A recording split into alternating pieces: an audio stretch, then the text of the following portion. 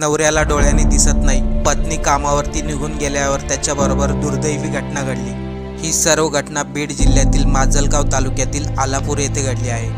बीडच्या आलापूर येथे रामभाऊ शहाणे आणि रुक्माबाई शहाणे हे दाम्पत्य राहते। बीडच्या आलापूरमध्ये रामभाऊ आणि रुक्माबाई हे एका पत्र्याच्या शेडमध्ये राहत होते।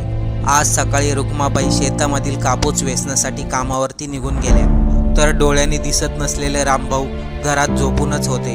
दुपारच्या वेळी मात्र शेडमध्ये अचानक आग लागली।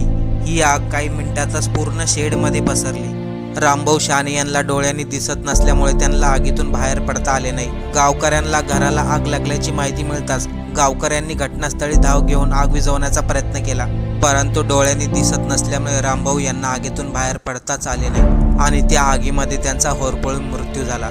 त्यांच्या पत्नी रुक्माबाई शहाणे घरी आल्यानंतर पतीला मृत अवस्थेत पाहून त्याही